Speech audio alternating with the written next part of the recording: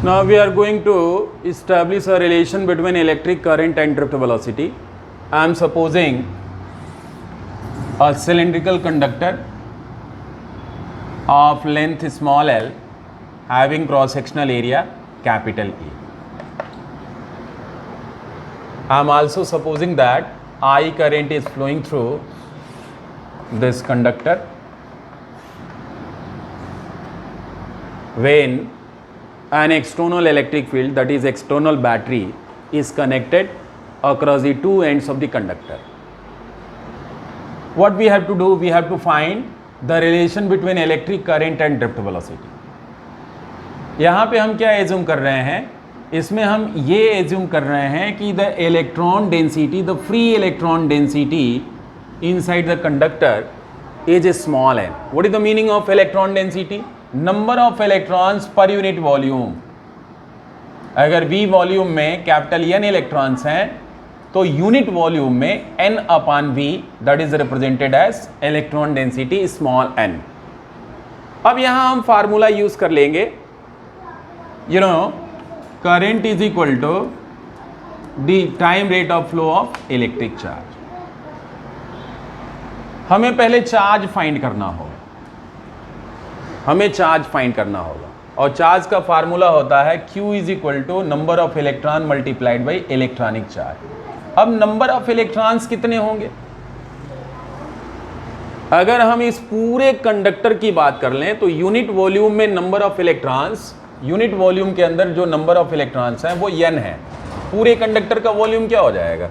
Cross sectional area multiplied by length. तो AL volume का जो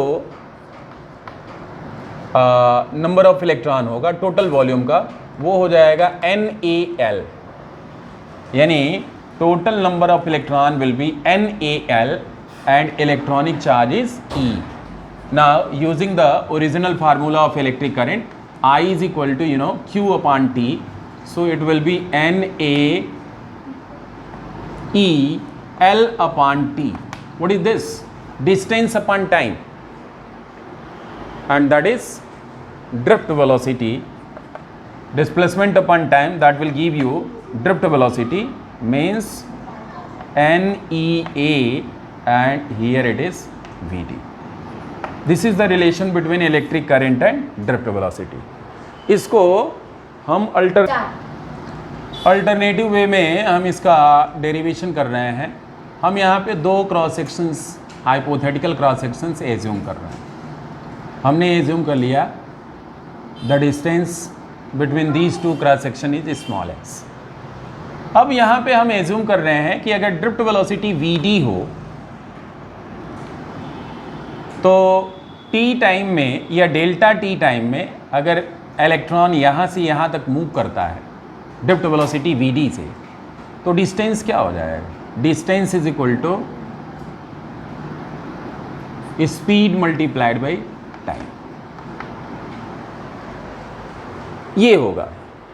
अब यहाँ पे कितना चार्ज फ्लो कर रहा है उसको फाइंड करने के लिए यूनिट वॉल्यूम में जो नंबर ऑफ इलेक्ट्रॉन्स हैं वो स्मॉल n है. यहाँ से यहाँ तक का वॉल्यूम क्या होगा? AX वॉल्यूम में जो नंबर ऑफ इलेक्ट्रॉन्स होंगे वो NaX होंगे. NaX का मतलब ये हो जाएगा Na in place of X you have Vd into delta T. इतने इलेक्ट्रॉन्स होंगे तो चार्ज कितना होगा? Charge flown in time interval delta T, charge is equal to Ne, number of electrons NaVd delta T into E. So current is equal to, you know, delta Q upon delta T, and in place of delta Q you have NaVd delta T E upon delta T. Delta T will be cancelled with delta T and you are left with the relation I is equal to NeaVd. This is the relation between electric current and drift velocity. So what about current density? Current density J is equal to, you know, I upon A. So this will be NEVD. This is the current density. Thanks.